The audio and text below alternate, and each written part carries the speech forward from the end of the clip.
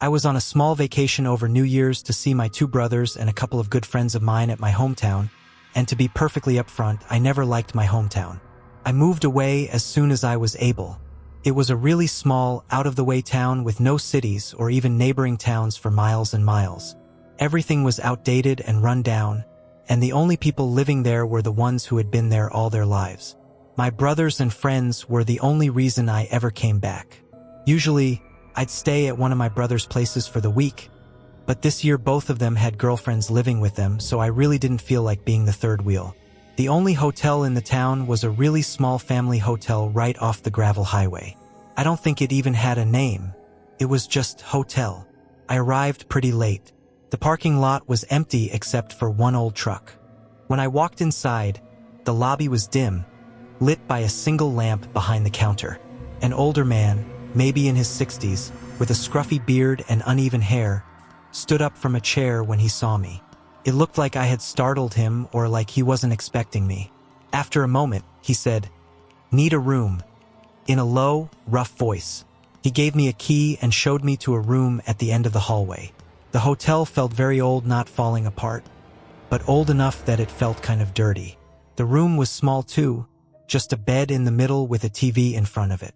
I figured it didn't matter since I was only going to be there to sleep. I left everything packed, took a quick shower, and passed out.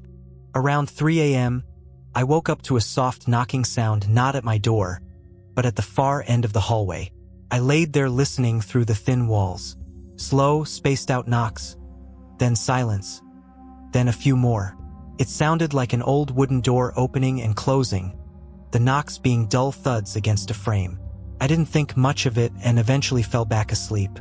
In the morning, I went to grab coffee from the lobby, but it was empty. No coffee, no staff, not even the old man. It felt strange, but I ignored it and went to spend the day with my brothers. When I came back around 9 p.m., the same truck was there. Inside, the lights were off and the place felt colder. No sign of the man. I went to my room, locked the door, changed clothes, and then I heard the knocking again. This time, it sounded like it was right outside my room. I cracked the door open slightly and saw the door next to mine was slightly open. Before I could react, the man's voice called from down the hallway, telling me to come to the lobby. Startled me. Before I could respond, he disappeared. I walked down the hallway. It was completely silent. I had to be the only one there. But when I reached the lobby, he was gone. The place was dark, and I didn't hear him anywhere. I got a really bad feeling standing there and went back to my room. That night, I never heard him again. The next day, I told my friends about the hotel, and they all looked confused. They said they thought it had been shut down a year or 2 ago. None of them were sure, but they all remembered hearing that. That night, as I drove back, I couldn't stop thinking about it, but it didn't make sense. The lights worked. The water worked. The man gave me a room. When I got there, same thing, empty lot, one truck. I walked inside carefully, silent, dark. I went to my room and froze. The door was cracked open. I slowly pushed it open. The room was dark, and I was honestly terrified to go in. I saw my suitcase and ran in to grab it. Everything else wasn't worth staying for. As I rushed out, something told me to leave immediately. When I reached the lobby, I turned back and my whole body went numb. The old man was standing in my doorway, staring at me. I ran, drove straight to my brother's place. He told me to call the police, but what we found out was worse. The place was vacant, shut down, still had power, but no one lived or worked there. The police found no sign of the man. Even the truck was gone. And honestly, they didn't believe me. I stayed with my brother and left town as soon as I could. It was the most horrifying experience I've ever had, and thinking back on it, knowing how close I might have been to something worse, makes it even scarier. I took a short vacation last Christmas to see my family over the holidays. The plan was to meet at our cabin a few hours south of the city.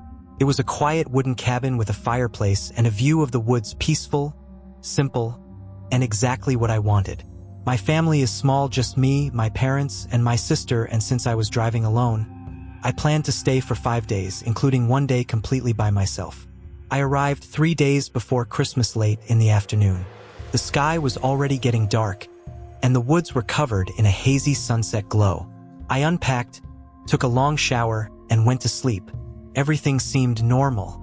The next morning, I woke up early, made coffee, and went for a walk along a familiar trail. There was fresh snow on the ground, and the woods were silent except for the wind. About half a mile in, I noticed strange marks in the snow. At first, I thought they were animal tracks, but they were clearly shoe prints. Fresh ones. No one should have been out there. I followed them for a bit, but started feeling uneasy and turned back. When I reached the cabin, I almost choked on my coffee. The footprints led right up to the front door. They hadn't been there before. That meant someone had been there while I was walking. I looked around, nothing. Just empty forest. I rushed inside and locked the door. My heart was racing. I hadn't even locked it when I left. I called my parents. They told me to leave and stay somewhere else, but I decided to stay and just be cautious. That was a mistake.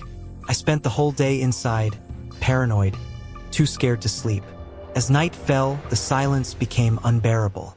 Then I realized something. I hadn't checked where the footprints went after reaching the cabin.